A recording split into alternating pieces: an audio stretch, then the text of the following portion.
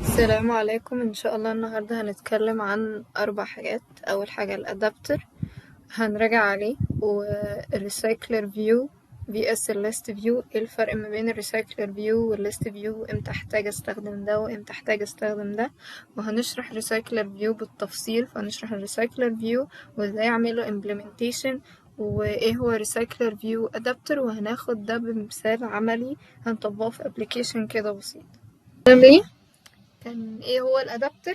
ده حاجة بتربط ما بين الداتا سورس واليو اي كومبوننت. انا عندي مثلا array list فيها الكونتاكتس بتوعي، عايزة اعرضهم عندي في الاكتيفيتي، فانا عايزة احول الليستة دي لفيو عشان احطها في الفيو جروب. فايه اللي بيربط ما بين الاتنين دول؟ حاجتين مختلفتين، بستخدم الادابتر. فهو البريدج ما بين اليو اي كومبوننت والداتا سورس. بتاخد الداتا وبتحولها لفيو بعدين بتعرض. تمام. ماشي. وخدنا برضو مثال عليه. ماشي. أو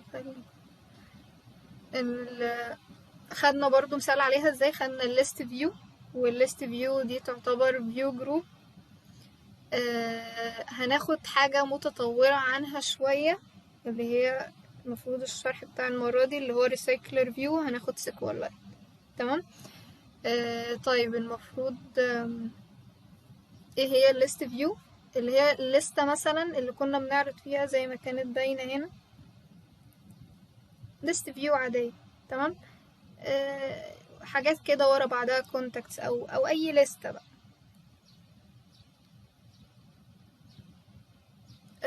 دي بتستخدم ايه؟ قلنا برضو انها بتستخدم الادابتر عشان تعرض الحاجة جواها، بعرضها باري. والادابتر بيبريدج ما بين الادابتر فيو والفيو التانية، اي فيو تاني زي الليست فيو. ماشي. ممكن list ايه، ممكن list array او list اي حاجة جاية من الداتابيز عادي. ممكن استخدم list view بس هي البرفورمانس بتاعها مش حلو. ماشي. ممكن نشرح الحوار ده. واستخدمنا المرة اللي فاتت الادابتر اللي استخدمناه كان array adapter. عادة مش بنستخدم الباقيين دول. تمام. المفروض اللي هنتكلم عليه النهاردة هو الريسايكلر فيو. دي حاجة شبه الليست فيو. طب ليه عملوها؟ الريسايكلر فيو برضو بيكستند الفيو جروب وبيimplement السكرولينج فيو. تمام. ده advanced version من الليست فيو، والperformance بتاعه احسن، وعادة بنستخدمه هو، مش بنستخدم التاني. ماشي. ممكن العرض بتاعه ممكن يكون كليست او كجريد عادي جدا، زي الانستا كده، زي ما بيعرض كجريد. تمام. طب ايه الفرق ما بينهم؟ المفروض ان انا حطيت الفرق اللي ما بينهم ده في الفيديو ده، يعني لازم تتفرجوا عليه، بس انا قلت لا كبير ان انا اقعد افصصها في سلايدز، فلا شوفوا الفيديو احسن. وبرضو بعد كده في كذا حاجة شارحة الريسايكلر فيو في البلاي ليست دي كده، كذا فيديو برضو، فالأحسن انكم تشوفوهم كلهم، بس ده أهم واحد يعني. ماشي. احنا برضو ممكن نقول كده يعني عمياني، يعني ايه الفرق ما بينهم. الليست فيو، لو انا مثلا عندي array فيها 100 ايتم، بعيدا عن ايه هما 100 ايتم، 100 حيوان مثلا، اسماء حيوانات حطاها. تمام. هيبدأ يعرض لي كل الليستة دي عندي في السكرين، كلهم يعني انا بسكرول هو عارضهم كلهم. تمام. فده بياخد وقت كبير قوي عشان يتعرض من الادابتر او من اليو اي، بياخد performance برضه، بيسحب جامد يعني. تمام. انما ريسايكلر فيو لا، بيعرض زي كأنه بيعرض حبة، مثلا الشاشة مثلا 9 فيبدأ يعرض ال9 دول، وانا بسكرول بيبدأ يبايند عليهم، بيبدأ يحط عليهم حاجات جديدة، يشيل من القديم ويحط في الجديد، يشيل من القديم ويحط في الجديد. الريسايكلر فيو باي ديفولت هو ممكن اعمله سكرول، ارفع لفوق انزل لتحت وكده. انما الليست فيو لا، لازم في حاجة معينة بحطها زي سكرول فيو كده، بحطها بحيث ان انا اقدر اخلي الليستة دي سكرولبل. تمام. طب وفرق في ايه في البرفورمانس. انا قلت ان الليست فيو هتبدأ ترصلي ال100 دول مرة واحدة، انما الريسايكلر فيو لا، هيحط ال9 يشيل واحدة ويحط مكانها واحدة، يشيل واحدة ويحط مكانها واحدة. فبدل ما دي مثلا تاخد 100 ثانية، لا دي هتاخد 90 أو 9 ثواني. تمام، فلا الوقت هيقل جامد. ماشي. برضو الليست فيو زي كأن انا اللي بهندلها، انما الريسايكلر فيو لا، دي حاجة في اندرويد اكس. الاندرويد جواه حاجة اسمها لاي اوت مانجر، هو اللي بيهندل الموضوع ده. تمام. ماشي. احنا دلوقتي هنبدأ نعمل ريسايكلر فيو. هنفتح application جديد.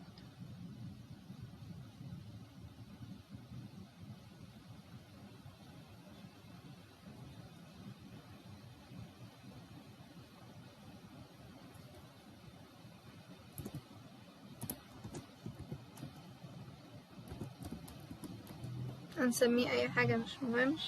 ماشي. المفروض كنت اعملها من الاول. ماشي. هل حد مش فاهم حاجة من اللي انا قلتها لحد دلوقتي؟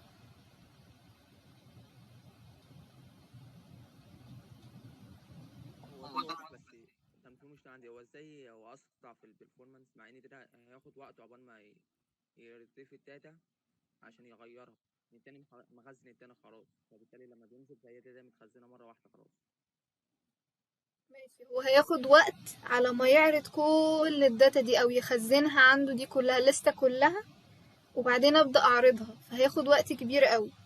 انما لا، الريسايكلر فيو لا، انا هاخد وقت صغير اعرض ال9 دول، ولما اجي اعمل سكرول هيشيل واحدة ويحط واحدة على طول، هيشيل واحدة ويحط واحدة على طول. يعني هو الموضوع هشرحه اكتر مع الفانكشنز، بس في فانكشن معينة موجودة يعني implemented بعملها بس override، ان هي بتبدأ تخزن اوكي ال100 دول، بس هي مرة واحدة، مش كل مرة هتبدأ تنادي على الليستة كلها من الأول. تمام. وفي حاجة اسمها on bind برضو، بتشيل من فوق مثلا، يعني انا عملت سكرول بتشيل اللي فوق وتحط تحت، فهي بس كأنها عاملة ريفرنس وبتاخد وبتحط مكانه، مش بتبدأ تعرضه كله من الأول تاني. تمام اوكي. طب ثواني.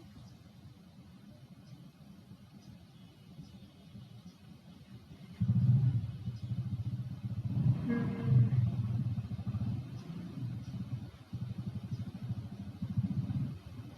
ماشي. هي برضو مش موضحة قوي. آه،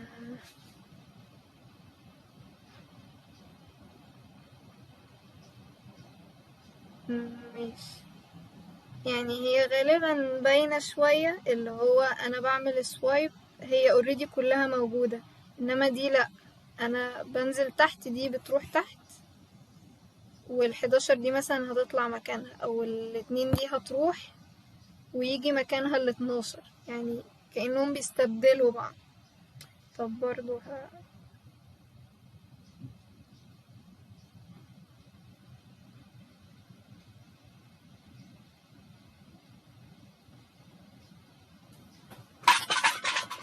مم.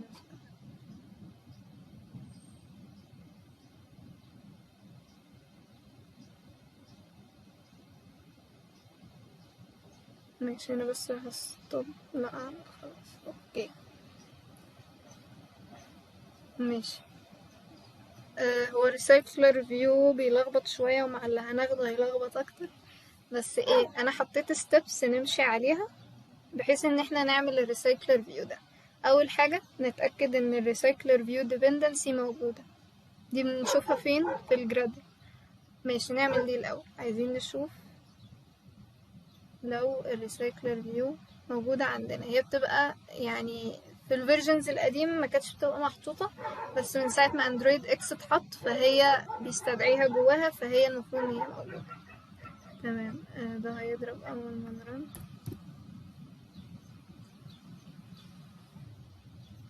ماشي. تاني حاجة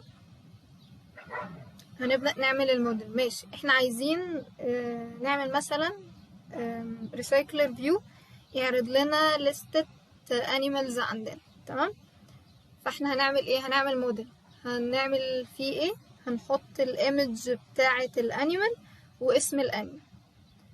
طب بنكريت الموديل ده ازاي؟ الموديل ده عبارة عن حاجة بس، يعني جافا كلاس هخزن جواه الداتا. ماشي، هنسميه ايه؟ نسميه موديل مثلا. تمام. فالموديل ده هو بس عبارة عن كده. فاحنا هنعمل ايه؟ هنعمل private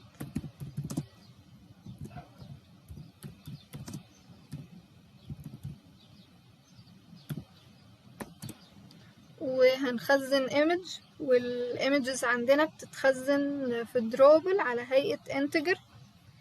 فاحنا هنعمل private integer image. تمام. وطبعا محتاجين getter وsetter وconstructor.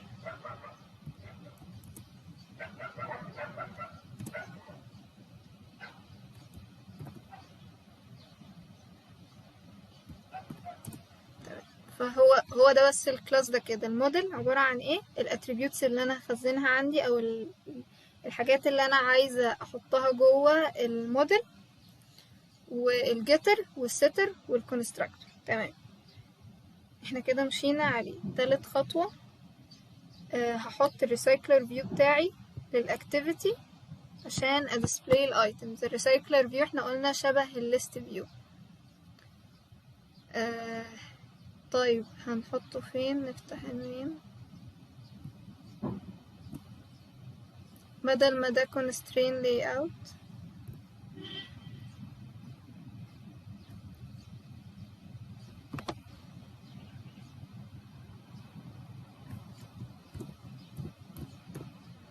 هنخليه recycler view. تمام. واخد الشاشة كلها. تمام. هنسميه ايه مثلا؟ my recycler view. عايزة ابدأ استدعيه عندي في المين activity عادي زي ما استدعي اي حاجة.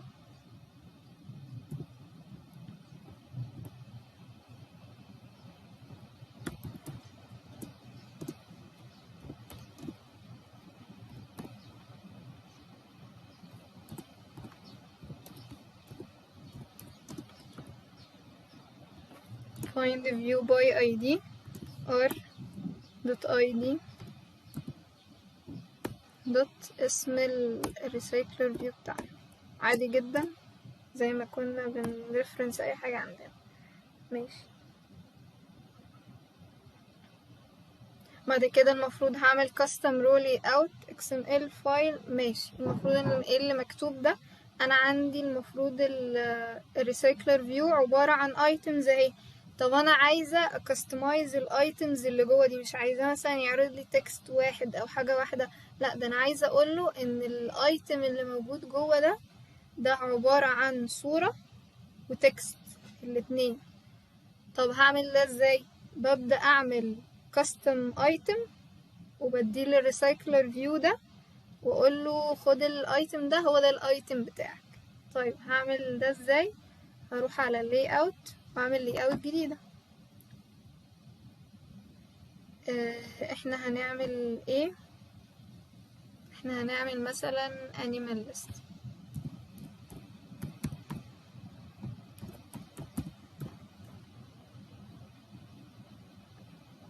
او ممكن يعني عشان لو هتستخدموها custom list. تمام. ومش هنخليها constraint layout للتسهيل. ممكن نخليها linear layout ولا ايه؟ خليها ليه.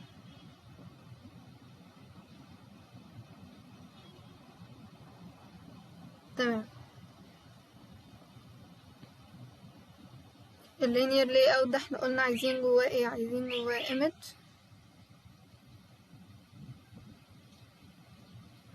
وعايزين text view. ماشي. وهنديلهم هما الاتنين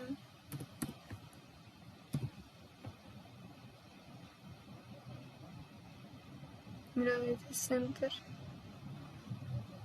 عشان نخليهم بس في النص يعني.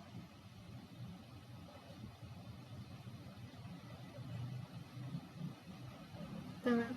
ممكن نكبر التكست ده شوية. انا تقريبا ما ضغطتش انتر.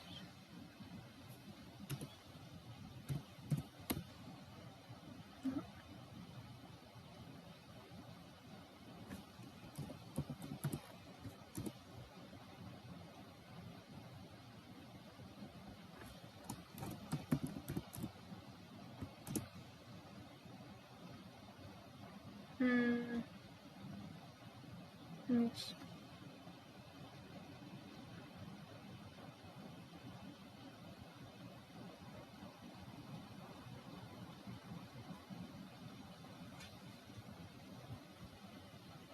اوكي. واللينير لاي اوت.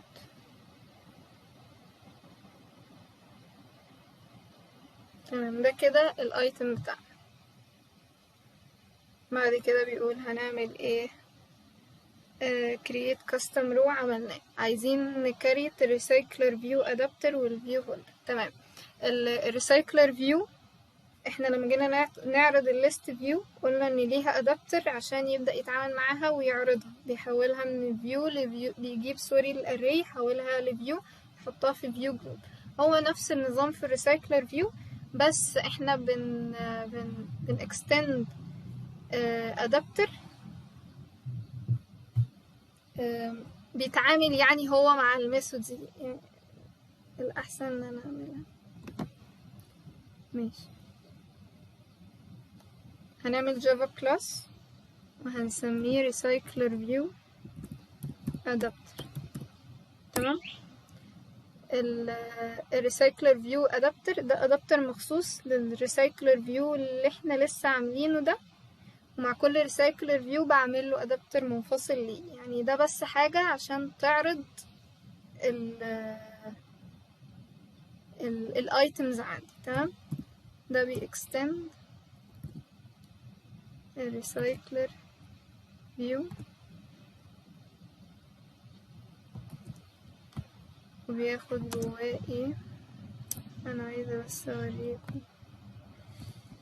ماشي. انا ممكن اشرح.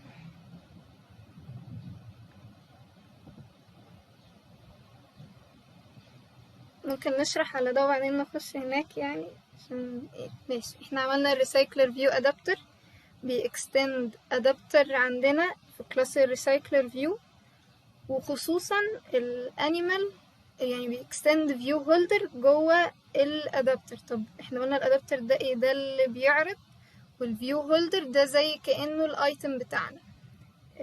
واحنا بنسيرش كده كان في صورة. ايوه هي دي. ده هو الفيو هولدر اللي هي الايمج بتاعتنا والتكست. طب الفيو هولدر ده بيتحط فين اصلا؟ ده بيتحط هنا. يعني انا مثلا بعرض 9، يعني فيو هولدر 9 هنا كده، ولما باجي بشيل واحد بيتحط واحد مكانه. تمام. فهو زي كأنه ده اللي شايل، بس كأني بفضيه واحط فيه تاني، بدل ما احط كلهم كده لستة ورا بعض واعمل لهم سكرول وكله محطوط اوريدي. مش كأنه بيتحط ويتشال، يعني يسرع في الوقت بتاع الظهور. طب زي كأني بعمل سكرول للفيس، لو استنيت الفيد كله يلود عمره ما هيلود، انما لا، لما بنزل تحت بيقعد يعمل لود مور ويقعد حبة صغيرين يحمل الباقي وهكذا. تمام. ماشي. احنا بنextend recycler view adapter وبنحط جواه الفيو هولدر. يبقى دي غلط، دي recycler view adapter وهو عايز جوه الفيو هولدر. طب الفيو هولدر ده بجيبه منين؟ انا اللي بعمله، بعمله هو كلاس جديد انا اللي بعمله اسمه فيو هولدر، بيكستند الفيو هولدر اللي عندي في الاندرويد. طب ليه ما عملتوش بره؟ ينفع نعمله بره بما انه كلاس جديد، بس انا مش هستخدمه في اي حاجة تانية غير في الكلاس ده، فانا بخليه جواه بما اني بمشي على الاو او بي يعني. ماشي. اسميه ماي فيو هولدر. ده بيكستند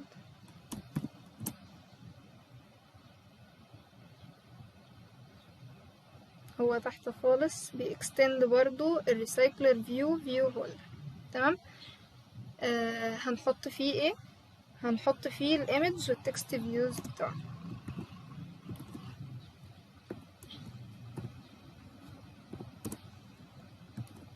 ماشي. عامل لي ايرور ليه؟ عايزني امبلمنت الحاجات اللي جوه. ماشي. اما باجي بستخدم الريسايكلر فيو ادابتر، لو جيت مثلا عملت implement methods كده، اللي بيحصل بيعمل لي override ل 3 methods. واحدة اسمها onCreateViewHolder، واحدة اسمها onBindViewHolder، واحدة اسمها getItemCount. تمام. احنا هنستخدمه معانا. بس في حاجة ناقصة احنا ما قلناش. هنا المفروض الادابتر بياخد الفيو هولدر اللي هو هيتعامل مع اللي هعمل له بايند. تمام. فانا لو عملت implement كده مش هيعملهم لي خصوصي ليا للتايب اللي انا عملته. فانا لازم الاول اعمل ايه؟ المفروض الاول اديله الفيو هولدر بتاعي. بديهوله ازاي؟ بقوله الريسايكلر فيو ادابتر اللي انا لسه عاملاه ده دوت الفيو هولدر. تمام. الريسايكلر فيو ادابتر ده الكلاس اللي انا لسه عاملاه وعايزه احط جواه الفيو هولدر. تمام. دلوقتي اقدر اعمل implement.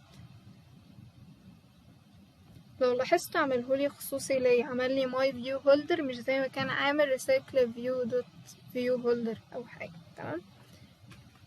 ماشي. ثانيه واحده.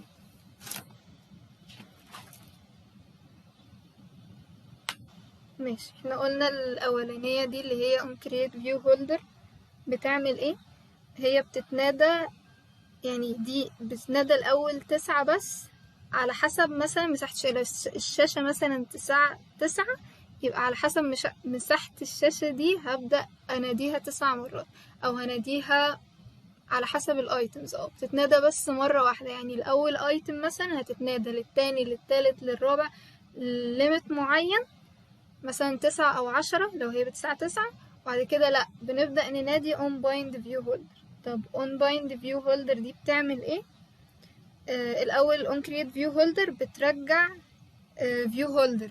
تمام. وبتاخد ايه؟ بتاخد الفيو جروب بتاعي اللي هو البيرنت اللي هو custom layout، وبتاخد view type. هنشوف هو ده يعني عادة. ماشي. هنا ال onBind view holder ما بترجعش حاجة، وبتاخد الهولدر بتاعي اللي هو الفيو هولدر والبوزيشن. بتاخد البوزيشن. ماشي. ده البوزيشن بتاع ايه؟ بتاخد البوزيشن بتاع الايتم اللي في الريسايكلر فيو، بحيث ان انا اشيل واحد واحط واحد مكانه، او عايزة اعمل حاجة معينة في البوزيشن ده.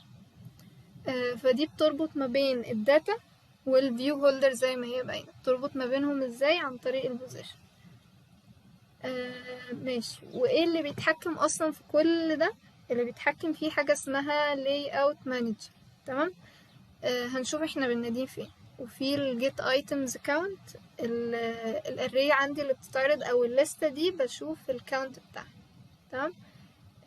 احنا دلوقتي مشينا على ده، وقفنا لحد فين؟ ماشي. اوكي. اول حاجة بنعملها ايه؟ في ال onCreate view holder بجيب اللاي اوت بتاعي، الكاستم لاي اوت اللي انا عملته، وبعمل له انفليت، وببدأ احطه جوه الفيو هولدر بتاعي وريتيرنه. طب انا ليه بحطه جوه الفيو هولدر وريتيرن؟ الفيو هولدر بتاعي انا قلت ان هو الكاستم لاي اوت اللي انا برضه لسه عاملاه ده بياخد ايه؟ بياخد الفيو وبيبدأ يعرضه. يعني كأني بعمل ايه؟ كأني بعمل كونتينر بحيث ان انا اشيله واحط مكانه على طول، ما اقعدش اعرضهم كلهم. تمام. انا هاخده واشرحه بقى على هناك.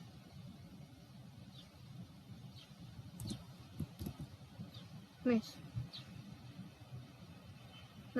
كده من ده. ماشي. ايه هو اللاي اوت انفليتر ده؟ ده زي كلاس بجيب منه اللاي اوت واحطه جوه الريسايكلر فيو بتاعي. انا عندي ريسايكلر فيو، احنا قلنا ان هو هيبقى ده. فانا عايزه اقول له الايتمز بتوعك دول هو الكاستم ايتم ده اللي انا نسيت احط الان. ماشي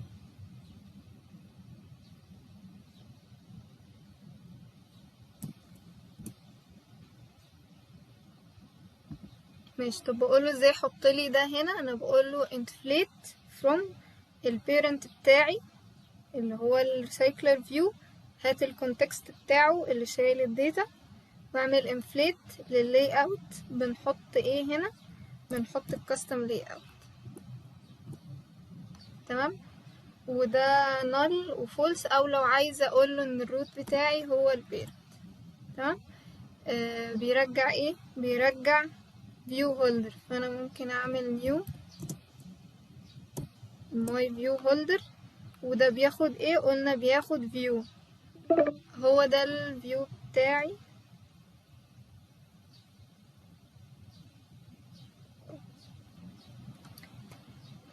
عايزه ابعت له الفيو. المفروض ان ده بيرجع فيو اللي هو الفيو بتاعي اللي هو الكاستم ليست. فاقول فيو في equal. انا عارفه انكم ممكن يعني ما تكونوش فاهمين اللي انا بقوله دلوقتي، بس هي زي كانها اسطمبه وبنحطها. يعني انا ممكن اخد الادابتر اللي انا عاملاه هنا ده واحطه هنا وخلاص وهستخدمه على كده. تمام. فهي مش هتفهموها برضو من اول مره، فنصيحه يعني شوفوا فيديو برضو هتلاقوا الموضوع واضح اكتر. وانا برضو في الاخر هراجع اللي انا بقوله ده عشان انا عارفه انكم غالبا مش فاهمين اللي انا بقوله.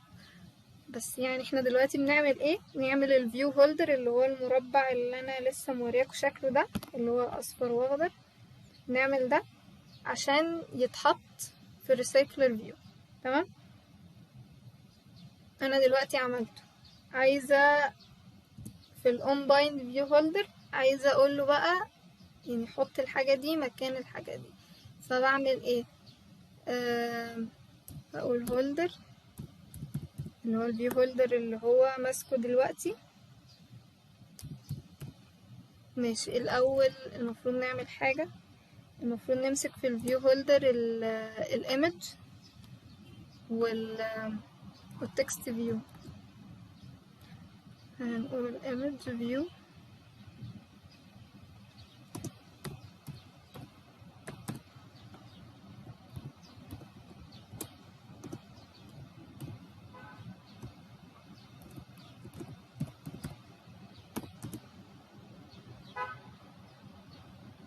وهنيجي بعد السوبر نقول ان الايمج، او ممكن بدل يعني ما نضيع وقت في كتابتهم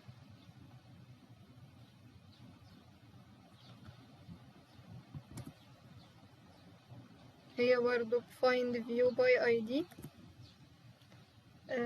ده tv name وده image.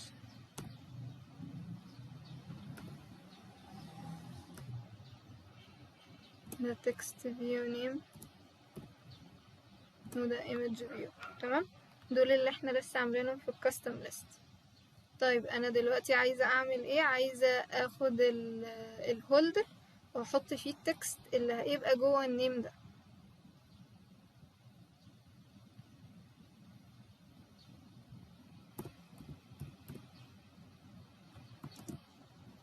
اوكي. انا اصلا ما عنديش array. ماشي. اوكي. انا اصلا ما عنديش array. ماشي. المفروض ان انا هعمل ايه؟ المفروض ان انا هعمل array من الموديل اللي عندي.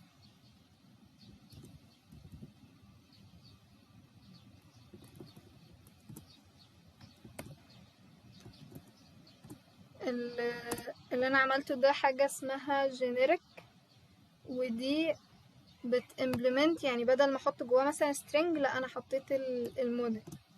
تمام. هم اصلا هيبقى عبارة عن animals.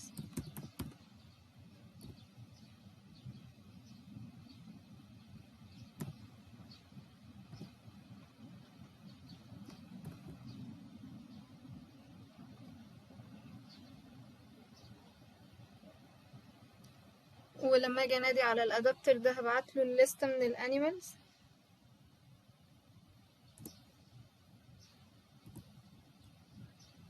ماشي، وهبدأ اقول الانيمالز دوت جيت البوزيشن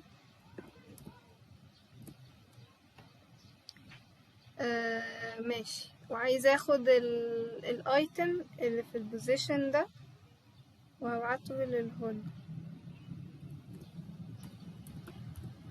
مش هخزنه مثلا في animal ايه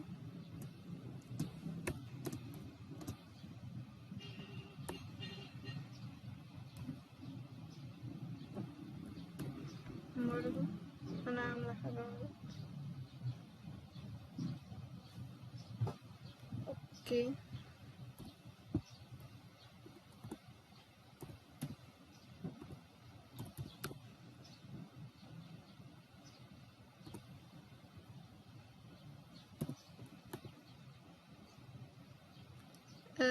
هجيت الايه، احنا في النيم فهنجيت النيم.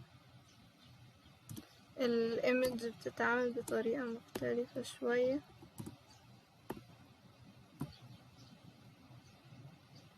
set image resource لا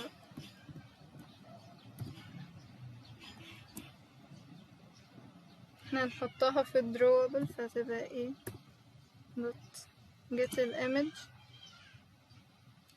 ماشي انا عملت حاجة غلط، هي شكلها resource.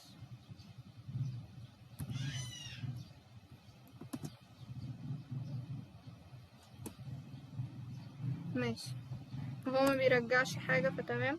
انا كده عملت ايه، انا جبت الموديل بتاعي او عملت لستة من الموديل array list فوق تمام، جبت البوزيشن بتاع الايتم بتاعي وعملت ايه، خدت الهولدر اللي هو الكاستم ايتم وحطيت جوه set التكست النيم، شلت اللي جوه الفيو هولدر النيم اللي كان محطوط وحطيت النيم الجديد، وشلت الايمج اللي كان محطوط مثلا في واحد وحطيت النيم الجديد. يعني لما عملت سكرول لفوق شال الايمج والنيم دول وحطوا ايمج ونيم جديد تمام. طيب والايتم كاونت دي animals دوت السايز. تمام احنا كده خلصنا الجزئية دي، كده عملنا create وعملنا bind. ماشي قلنا ان on create view holder بتعمل create ل new view holder.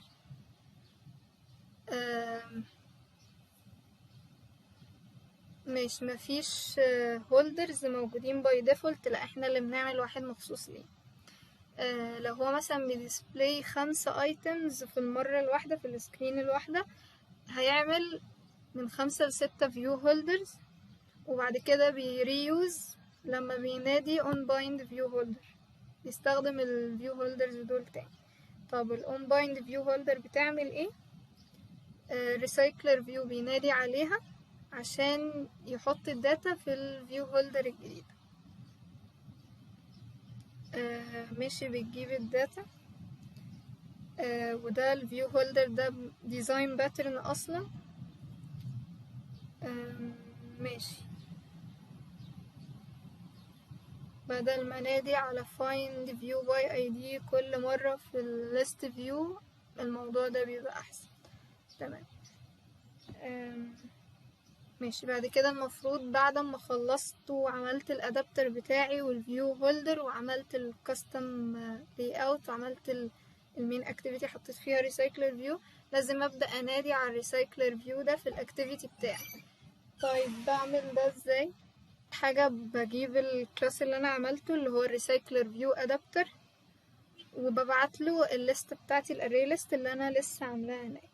بعد كده بعمل اللاي اوت مانجر اللي هو اللي بينادي اصلا على الفانكشنز اللي جوه اللي هي on create و on bind، هو اللي بيتحكم في الموضوع ده. وفي منه نوعين، في linear layout manager او grid layout manager. انا قلت linear اللي هو تحت horizontal او vertical، والجريد layout مربعات جنب بعض زي الانستا كده تمام. بعد كده بسيت اللاي اوت مانجر بتاعي، بديله اللاي اوت مانجر، والادابتر بتاعي اللي هو الريسايكلر فيو ادابتر. تمام. فتعالوا نعمل الحاجات دي. هنعملها فين؟ هنعملها في المين اكتيفيتي. انا ناديت على الريسايكلر فيو، هبدأ اعرف الادابتر.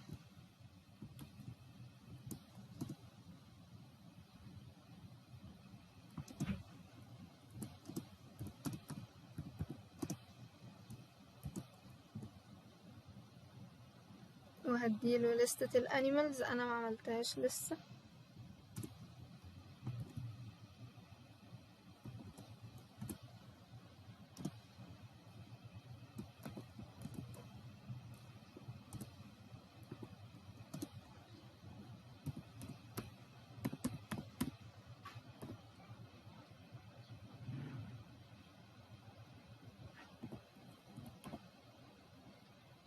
تمام. والاول عايزة املاها animals.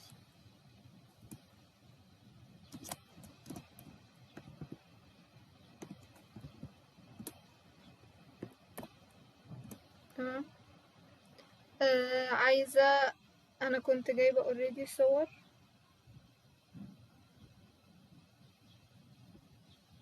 قطة وكلب وارنب.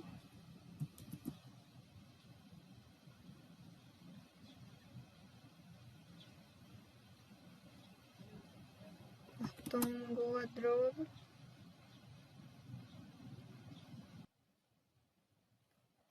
والفيو هولدر، وقلنا هنبدأ نعرضهم في المين اكتيفيتي، وعملنا array list.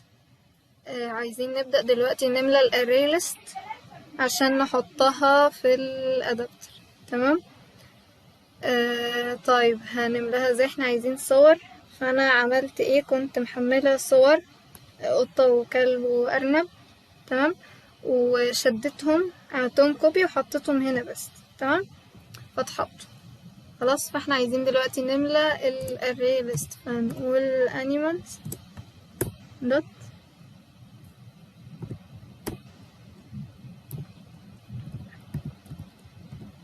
add. هنقاد ايه؟ هنقاد الاول الايمج اللي هي r dot drawable dot، هنحط مثلا القطة الاول، بعدين هي اسمها ايه؟ كات. تمام. ماشي. في حاجة غلط، انا اظن انا فعلا عاملاها غلط. اوكي.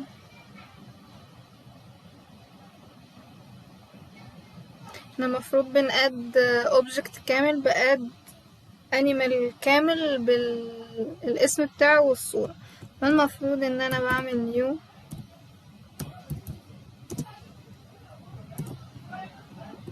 نيو موديل، جواه بقى الاسم والصورة، وهنبدل ما بينهم. ادينا النيم وده الايمج. تمام. كده حطينا القطة، عايزينها 3 مرات.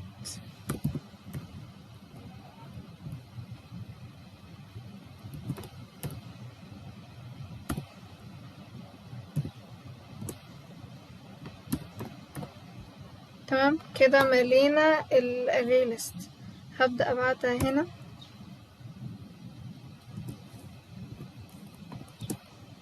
كده عملت الادابتر، وقلنا محتاجين اللاي اوت مانجر. ماشي.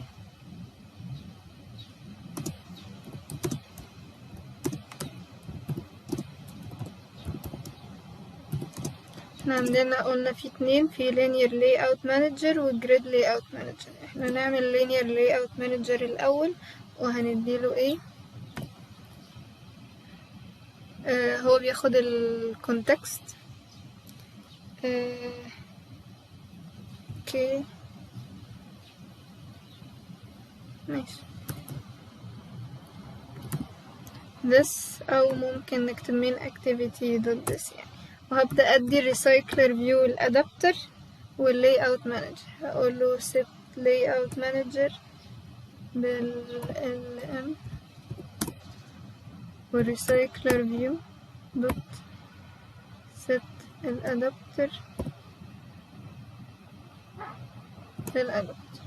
المفروض ان انا لما رن يشتغل.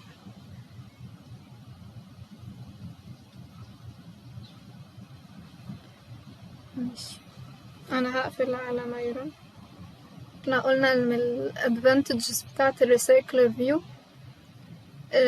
ان الفيو هولدر باترن اللي فيه بيستخدم الريسايكلر فيو. طب ده بيساعد على ايه الفيو هولدر؟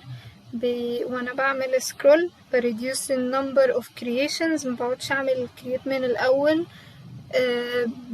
بيشيل بس ويحط مكانه، بيعمل ريسايكلينج من الاخر. تمام، فده بيمبروف الافشنسي بتاعة الفيو او بتاعة السكرولينج. طب ده بيفيد في ايه؟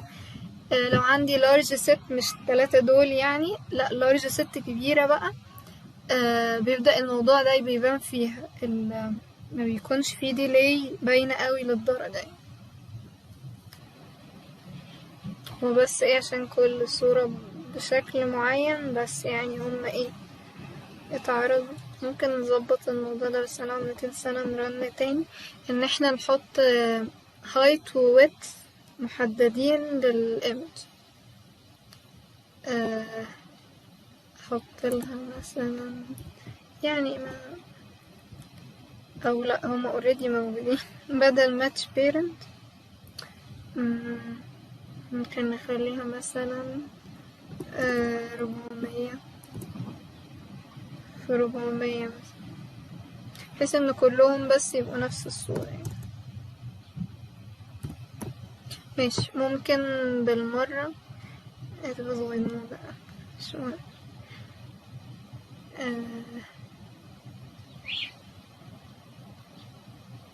اوكي ماشي. بالمرة نوريكم حاجة.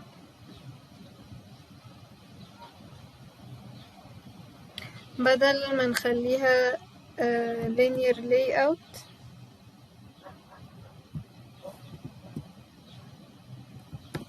نخليها grid layout. ماشي،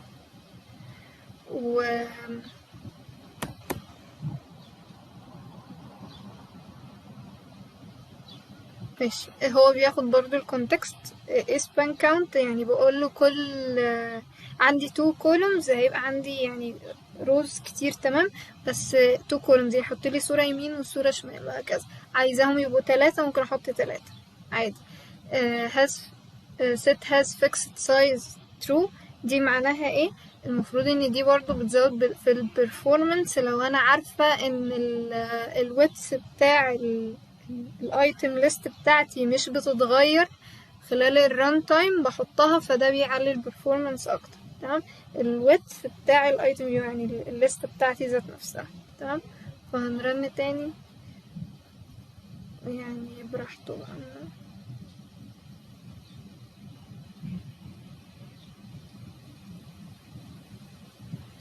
ماشي.